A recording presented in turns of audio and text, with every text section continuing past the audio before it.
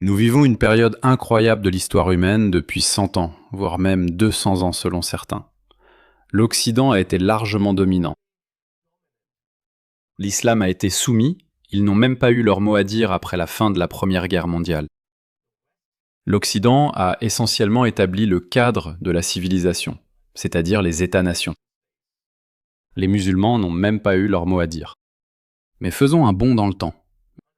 110 ans plus tard, quelque chose est en train de changer. L'islam fait son retour. Et pour une raison quelconque, l'islam détermine en fait la trajectoire future de l'évolution de la civilisation occidentale. Certaines personnes commencent à le remarquer. Écoutez ce gars afro-américain. Nous devons nous ressaisir, peuple américain. C'est la deuxième fois qu'un groupe d'individus vient aux États-Unis d'Amérique et nous dit à nous, le peuple américain, ce qu'il compte faire. La deuxième fois. Je ne comprends pas ce que vous ne comprenez pas. Ce n'est pas une question de couleur, ce n'est pas une question de race. Avant même de parler de religion ou quoi que ce soit, nous sommes d'abord et avant tout des putains d'Américains. Vous devez comprendre ça. On recommencera à se prendre la tête entre nous plus tard. Nous devons montrer notre unité immédiatement. C'est ce que j'ai dit il y a quelques semaines, que nous atteindrons un point dans notre civilisation où tous nos principaux griefs internes devront être mis en suspens. Que vous soyez afro-américain, amérindien, latino-américain, américain blanc, quels que soient vos griefs, qui sont profondément ancrés dans l'histoire, certaines remontant à 200 ou 300 ans, elles devront être mises en suspens. Parce que lorsque vous prenez du recul, vous voyez autre chose se produire. Vous voyez une force très dominante.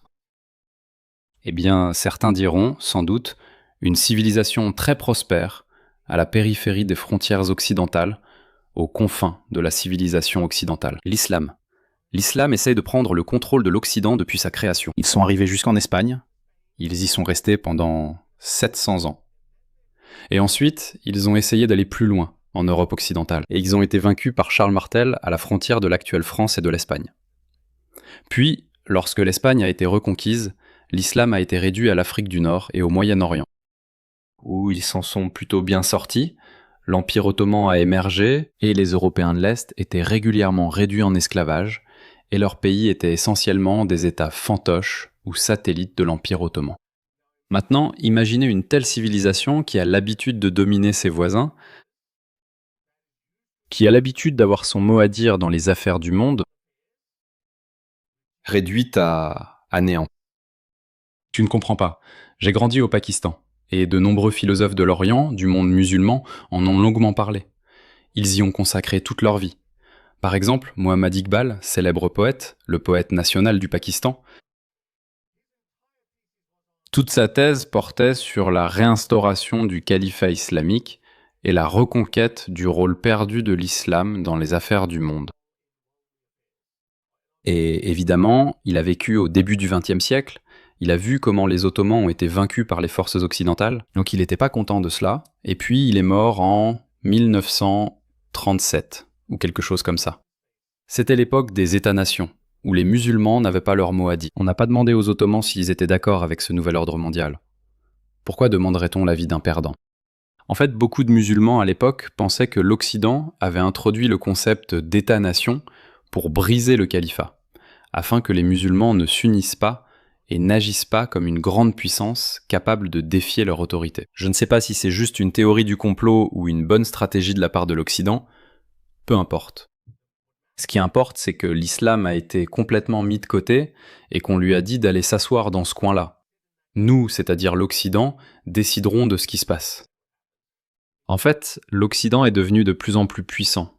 Ils se sont industrialisés, et ensuite, ils ont connu cette horrible Seconde Guerre mondiale à une échelle industrielle, quelque chose que l'humanité n'avait jamais vu auparavant. Et cela a encore renforcé l'ordre mondial établi par le groupe victorieux des sociétés occidentales en compétition. Et c'est là que les États-Unis sont entrés en jeu. Les États-Unis sont apparus comme la seule superpuissance de l'hémisphère occidental. Et ils n'avaient à rivaliser qu'avec les communistes, pas les musulmans, les communistes. Les communistes ont bel et bien été vaincus en 1991, et puis l'âge d'or de la civilisation occidentale a commencé. Dans les années 90, Beaucoup de penseurs, au moment de l'effondrement de l'Union soviétique, disaient que c'était la fin de l'histoire. Voilà, c'est fini. L'islam avait été vaincu près de 80 ans auparavant. Le communisme a disparu. Mais regardez l'ironie de l'histoire. Ces deux forces se sont maintenant alliées pour démanteler la civilisation occidentale. Et c'est pour cela que je vous passe cette vidéo. Ceux-ci, nous, habitants de la civilisation occidentale, bénéficiaires de la civilisation occidentale, devons comprendre que nous devons nous unir. Peu importe nos griefs. Je ne vais pas invalider les griefs de la communauté afro-américaine, je ne vais pas invalider les expériences de la communauté américaine blanche, mais nous allons devoir mettre cela en suspens parce que ces deux autres éléments avancent à une vitesse alarmante et risquent de percuter la civilisation occidentale. Je parle souvent de la façon dont les gens peuvent être blessés à cause de leurs croyances ou de leur idéologie. Mais il existe un autre type de préjudice qui se produit discrètement, sans que la plupart des gens ne s'en rendent compte. Je parle de la collecte et de la vente de vos données personnelles. Et si je vous disais que votre adresse personnelle, votre email, votre numéro de téléphone et même des informations sur votre famille pourraient déjà être en ligne sans que vous le sachiez. Chaque jour, des courtiers en données et des sites web publics collectent, publient et vendent des informations personnelles. Cela peut entraîner du spam, des arnaques, des vols d'identité et même mettre votre vie privée en danger. C'est pourquoi j'aime Incogni. Il suffit de saisir votre adresse email et Incogni trouve automatiquement où vos informations personnelles sont exposées et envoie des demandes de suppression en votre nom. Le tableau de bord de l'application vous fournit des rapports détaillés montrant exactement où vos données ont été supprimées. Et avec le forfait illimité, vous pouvez aller encore plus loin. Collez simplement le lien d'un site exposant vos informations personnelles et les experts d'Incogni en protection de la vie privée s'occupent du reste, avec des suppressions sur mesure. Commencer ne prend que quelques minutes et après une autorisation unique, Incogni s'occupe du plus gros du travail à votre place. Reprenez le contrôle de votre vie privée maintenant. Utilisez mon code spécial pour bénéficier de 60% de réduction sur tout abonnement annuel Incogni, avec en plus une garantie de remboursement de 30 jours. Scannez le QR code ou cliquez sur le lien ci-dessous pour commencer à supprimer vos informations personnelles d'Internet. Ils ne peuvent pas vous nuire s'ils ne vous trouvent pas. C'est impératif. Et vous, bande de connards, vous ne comprenez pas parce que les gens nous montrent ce qu'est la discipline. Ils nous montrent comment nous unir et être disciplinés. Vous ne comprenez pas à quel point il est difficile d'atteindre ce niveau de discipline. Nous sommes attaqués. Je ne peux pas insister assez sur ce putain de truc. On doit mettre toutes ces conneries de côté. Tout aux États-Unis nous a appris à nous diviser, que ce soit par l'argent ou même par les putains de restaurants où on mange. Les gens qui ont de l'argent mangent dans les meilleurs restaurants et séjournent dans les meilleurs hôtels. Les gens qui ont de l'argent conduisent les meilleures voitures, vivent dans les meilleures maisons. On nous a appris à être divisés depuis qu'on est enfant. Donc, ils comprennent que c'est notre faiblesse. Ils comprennent que si nous voulons les attaquer, c'est là qu'il faut les attaquer. Et je vous le dis, Tu peux être aussi putain de gratte-nous. Tu peux tuer un éléphant avec un putain de couteau s'il ne savait pas que tu arrivais. Et en ce moment, vous ne voyez pas ce truc arriver. Je ne peux pas insister assez là-dessus. Nous sommes attaqués. Nous devons montrer de l'unité et agir comme un seul homme. Nous devons commencer par suspendre une putain de centaine de comtés et retirer notre dollar. 2 grandes villes, chaque putain d'État. Nous ne dépensons pas notre dollar. Nous allons en banlieue et nous leur faisons savoir que ce que nous finançons, nous le contrôlerons. Je ne connais pas vraiment son point principal, parce qu'il y a peut-être d'autres nuances qu'il introduit et qui ne me sont pas vraiment familières. Mais je comprends bien son message général. Des non-américains lui disent comment diriger l'Amérique. Et il est évidemment offensé par cela. Et tu devrais l'être aussi. Tu as Mamdani qui dit ouvertement qu'il est un socialiste démocrate. Ça n'existe pas, ça. Ils finissent tous par tendre vers le communisme. Et puis tu as des gens comme Abdul Al-Saïd qui disent que les musulmans te détestent. Les musulmans te détestent. Les musulmans détestent ces Américains qui s'opposent à l'islam. Les musulmans détestent ceux qui ne veulent pas d'un rôle accru de l'islam dans la politique américaine. Donc ces gens sont unis, ils sont fidèles à leur cause, ils sont motivés, et ils ne souffrent pas de léthargie. Ils ont un objectif devant eux. Je vous le dis en tant qu'ancien musulman, la domination mondiale est l'un des aspects centraux de la doctrine islamique. l'un des aspects centraux. Dans l'eschatologie islamique, Mahomet a répété à plusieurs reprises que le monde entier tomberait sous l'islam. C'est pourquoi vous avez entendu des érudits musulmans dire à plusieurs reprises en Amérique et en Europe que l'islam entrera dans chaque maison. Que l'islam entrera dans chaque maison. Que l'islam entrera dans chaque maison. Chaque maison. Ne vous inquiétez pas des islamophobes. Ils peuvent bavarder autant qu'ils veulent. Leurs enfants seront musulmans. Vos enfants seront musulmans. Vos filles porteront des burqas et des abayas. Et ce qu'Abdel El-Saïd a dit, j'ai tellement de vidéos comme celle-là. Les musulmans vous disent ce qu'ils veulent faire, qu'ils vous détestent.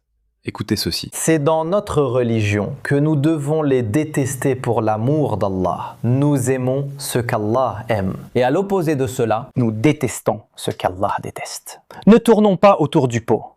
Nous ne nous aimons pas. Nous ne sommes pas sur la même longueur d'onde. Nous ne sommes pas amis. Vous comprenez? Nous sommes ennemis. Très simple, pas d'intégration, pas de multiculturalisme, pas de diversité, pas de tolérance. J'ai mon truc à moi, toi t'as le tien. Vous avez votre démocratie, nous avons notre propre charia. Vous avez votre propre mixité, nous avons notre propre système. Votre propre tricherie sur le marché, vos propres cartes de crédit. Nous avons notre propre système économique. Nous avons notre propre politique étrangère. Nous avons notre propre façon de faire. Vous en avez assez maintenant? Écoutez ce type, il est américain. L'Amérique est le cancer. L'Amérique, le gouvernement américain, le laïcisme, la démocratie, le capitalisme. Ce sont des cancers qui ont répandu leur maladie partout dans le monde. Voilà donc la mentalité. C'est l'idéologie à laquelle vous êtes confrontés. Et cette même idéologie soutient ces politiciens musulmans comme Abdul Al-Saïd. Allez-vous vous laisser berner? Regardez cet Américain. Il le remarque. Et vous, chaque Américain doit en être conscient. Chaque Américain doit faire attention. Oui, vous êtes différent du Royaume-Uni. Oui, vous êtes différent des Canadiens et des Australiens. Mais nous sommes tous des démocraties libérales et nous partageons tous nos faiblesses ainsi que nos forces. On ne peut pas inventer ça, les gars. Je me tiens exactement à l'endroit où nous allons faire une marche pour Jésus dans 1 heure. Et regardez qui est là. Une énorme. Marché. Une marche musulmane où en ce moment il chante au-dessus de Chicago. Mohammed est le seul. Qu'Allah soit exalté. Il déclare que tous les juifs et tous les chrétiens seront expulsés de cette ville. Je veux dire, c'est... Vous savez, j'ai parlé de cela la semaine dernière et pourtant nous y sommes, en plein dedans. Nos villes et notre nation sont livrées à un combat spirituel. Je ne sais pas si vous avez besoin de plus d'exemples que celui-ci, juste ici. Nous n'avons pas provoqué cela. Nous sommes littéralement arrivés exactement à l'endroit où nous faisons une marche pour Jésus aujourd'hui à Chicago, et il y a une immense marche musulmane où ils ont fait des proclamations sur la ville. Et vous savez quoi? L'Église a... Et ils font ça partout. Ils font ça partout, les gars. C'est l'islamisation progressive de chaque pays. Regardez ça. Voici le conseil de la charia de Londres. Notre conseil, c'est un autre de ces tribunaux de la charia. Celui-ci se trouve à Wembley, dans l'ouest de Londres. Malheureusement, il y a plus de 85 de ces tribunaux de la charia qui fonctionnent à travers le Royaume-Uni. C'est quand même assez scandaleux qu'une religion étrangère envahissante mette en place son propre système juridique pour fonctionner en parallèle avec le système juridique britannique. Voilà ce qui se passe dans un pays quand on laisse des immigrés illégaux dont les valeurs ne correspondent pas aux valeurs occidentales prendre le contrôle de votre pays. Et il ne s'agit pas seulement de migrants illégaux, la plupart de ces personnes sont probablement des migrants légaux. Quand vous faites venir des personnes issues de cultures antithétiques, l'idée qu'ils laisseront leur fidélité idéologique et leur grief traditionnel à l'aéroport, je suis désolé de le dire, est l'une des idées les plus idiotes que l'Occident ait jamais inventées. Sans absolument aucune obligation de rendre des comptes. À bien des égards, Londres est tombée aux mains de l'islam radical. Et je veux être clair, nous ne sommes hostiles à aucune religion dans cette émission. Il ne s'agit pas d'être musulman. Il s'agit de ce qui se passe lorsque vous laissez 85 tribunaux de la charia fonctionner selon leurs propres lois, indépendamment des lois du Royaume-Uni. Vous avez essentiellement créé une société parallèle. C'est ce que cela implique. Et encore une fois, cela se produit aussi en Amérique. Toutes ces mosquées qui surgissent en Floride, au Texas et Dieu sait où, que pensez-vous qu'ils font là-bas? Ils font leur cérémonie de nikah, qui est une cérémonie de mariage. Ils font cela.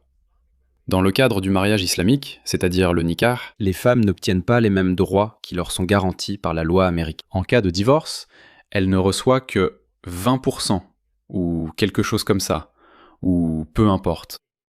Cela prime complètement sur ce que la loi américaine garantit à chaque individu vivant sur le sol américain.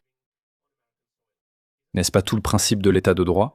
Qu'aux yeux de la loi, tout le monde est égal? N'est-ce pas justement le but? Mais alors comment se fait-il que nos démocraties libérales, ou notre libéralisme au nom de la tolérance, permettent l'existence de sociétés parallèles avec des structures juridiques parallèles? C'est pourquoi il est important pour chaque Américain non musulman, même pour les musulmans libéraux, les musulmans modérés, même eux, ils doivent unir leurs forces contre l'islamisme. Voilà, c'est contre l'islamisme. L'application politique de l'islam, c'est l'islamisme. Voilà, réveillez-vous, réveillez-vous. Ça ne fera qu'empirer.